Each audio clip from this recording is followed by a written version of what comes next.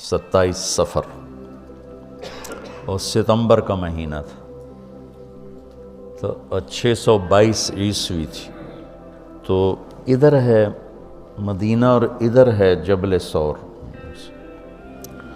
تو ابو بکر نے عرض کی میں نے ایک غار ڈھونڈ رکھا ہے، پہلے وہاں چلتے ہیں، تو جب ہماری تلاش ذرا رک جائے گی پھر ہم نکلیں گے۔ تو اللہ کے نبی پنجوں کے بل چل رہے تھے، پنجوں کے بل۔ پنجوں کے بل اس لیے چل رہے تھے کہ پاؤں کا نشان دیکھ کر کھوجی پیچھے نہ پہنچ۔ یہ ایک علم تھا جو اب مٹ گیا ہے، چونکہ سڑکیں پکی ہو گئیں تو چور کا نشان ختم ہو جاتا ہے۔ جب سڑکیں کچی ہوتی تھیں تو اس کے قدموں کو کھوجی پہچانتا ہوا چلتا چلتا چلتا اس کے گھر پہنچ جاتا تھا، چاہے وہ 100 میل ہوتا تھا۔ تو یہ کوئی مکہ سے غار ثور 3 میل، تو آپ ایسے جا رہے تھے ایسے۔ ابو بکر کبھی آپ کے آگے چلتے کبھی پیچھے چلتے، کبھی آگے چلتے کبھی پیچھے چلتے۔ تو آپ نے پوچھا یہ کیا کرتے؟ کبھی آگے کبھی پیچھے۔ تو کہنے لگے اخاف الرصد فامشی امامک، اخاف الطلب فامشی خلفک۔ جب مجھے یہ خیال آتا ہے کہ کوئی آگے چھپا ہوا حملہ آور حملہ نہ کر دے دشمن تو میں آگے ہو جاتا ہوں، جب مجھے خیال آتا ہے پیچھے سے کوئی پہنچ نہ جائے تو میں پیچھے ہو جاتا ہوں، اس طرح۔ تو آپ نے بہت شکریہ ادا کیا ان کا۔ جب پہاڑ پہ چڑھنے کا وقت آیا تو آپ کی انگلیاں زخمی ہو گئی تھیں ایسے چلتے چلتے۔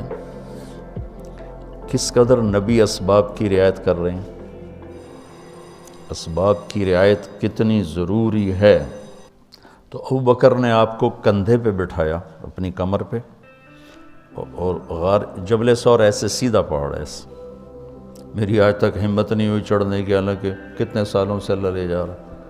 تو آپ کو اپنے کمر پہ بٹھا کے اوپر پورا پہاڑ اوپر چڑھے، پھر آپ کو باہر کھڑا کر دے گا، آپ اندر نہیں جائیں گے۔ خود اندر گئے، ایسے اس کو ٹٹول ٹٹول کے جتنے سوراخ تھے پتھروں سے بند کر دیے، سوراخ باقی بچ گئے۔ تو اپنی پگڑی اتاری، پھاڑ پھاڑ کے سوراخ بند کیے، پھر سوراخ باقی تھے، کرتا اتارا اور پھاڑ پھاڑ کے سوراخ بند کیے۔ ایک باقی رہ گیا جس میں وہ سانپ تھا۔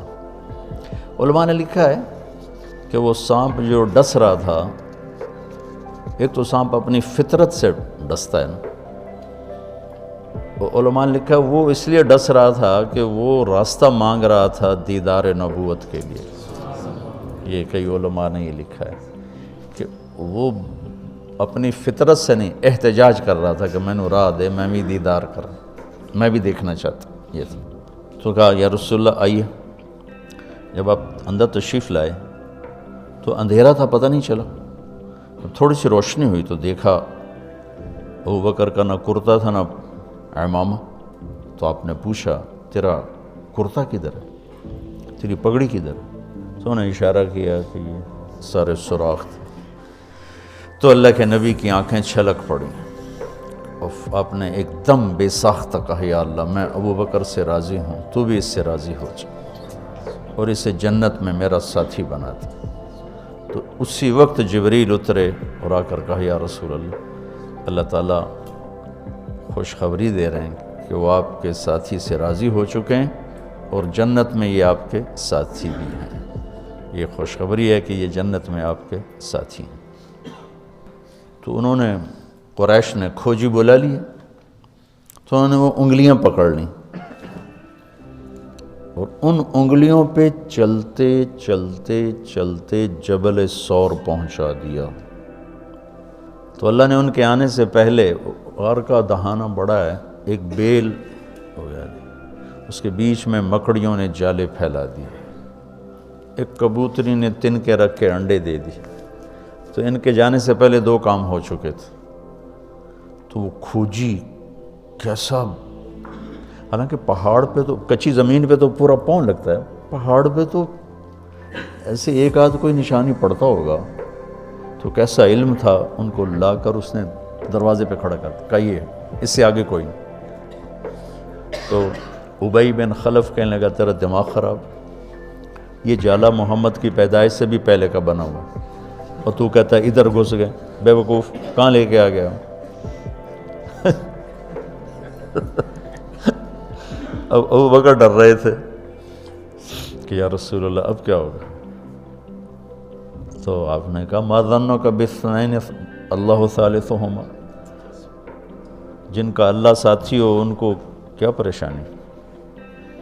تو امیہ بن خلف نے وہیں دروازے غار کے منہ پہ بیٹھ کے اندر منہ کر کے پیشاب کیا، اب دونوں سامنے بیٹھے تھے۔ تو آپ نے مسکراتے ہوئے فرمایا دیکھو اگر یہ ہمیں دیکھ سکتے تو یہ یہاں بیٹھ کے پیشاب کرتا، تو انہیں آرام سے وہاں پیشاب کیا، وہ سامنے بیٹھے ہوئے تھے دونوں۔ اللہ نے بیچ میں پردہ ڈال دی۔ قرآن ابوبکر صدیق کے اندر کے جذبے کو بتاتا ہے، لا تحزن لا تحزن۔ قوم موسیٰ جب سامنے پانی اور پیچھے فرعون، تو ان کے جذبات کی ترجمانی کرتا ہے انا لمدرکون، انا لمدرکون۔ 40 برس کی صحبت اٹھائی ہے دو نبیوں کی، ہارون اور موسیٰ۔ وہ کلیم اللہ ہیں، پہلے رسول کلیم اللہ، رسول تو ان سے بھی پہلے تھے، کلیم اللہ پہلے کلیم اللہ ہے، اور 4 بڑے انبیاء میں سے ایک ہیں، ابراہیم، موسیٰ، عیسیٰ، نوح، اور 5ویں ہمارے نبی سب سے بڑے۔ تو جب آگے سمندر اور پیچھے فرعون، تو ان کو اپنے نبی کی کوئی فکر نہیں رہی، نہ موسیٰ علیہ السلام نہ ہارون۔ انا میں غور کرو، اور لام پہ غور کرو، ایک انا اور لام، اس کا ترجمہ میں یوں کیا کرتا ہوں کہ کہنے لگے موسیٰ تو نے مروا کے ہی چھوڑا ہمیں، آپ کا کیا بنے گا، اب کیا ہوگا، آپ کی جانوں کو خطرہ ہے، ہم مارے گئے، ہم پکڑے گئے۔ تو آگے موسیٰ علیہ السلام نے اتنی شدت سے کہا کلا۔ کلا کا ترجمہ میں یوں کیا کرتا ہوں کہ ہو تسی اسے لیک کہ یا تسی پانی ڈوب جاؤ یا تو فرعون لتر مارے، لیکن ان معی ربی، میرا رب میرے ساتھ ہے، مجھے بچائے گا تو میری تو فعل تم بھی بچو گے۔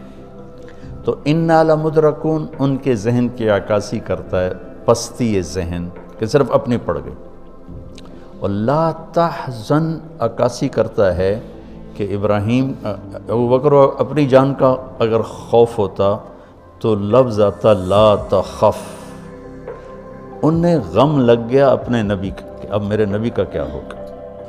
تو حزن اپنے لیے نہیں، اپنے دوسرے کے لیے، آپ کی اب آپ کا کیا بنا، اب میرے نبی کا کیا بنے گا، اس کیفیت کے لیے قرآن نے اس میں عظمت صدیق ہے، لا تحزن، کہ انہیں اپنا کوئی فکر نہیں تھا، انہیں فکر پڑ گیا نبی کی۔ تو انہوں نے کہا ان اللہ معنا، اور ان اللہ معنا صدیق کو بھی اپنے ساتھ لے لیا، تیرے میرے دونوں کے ساتھ اللہ ہے، فکر۔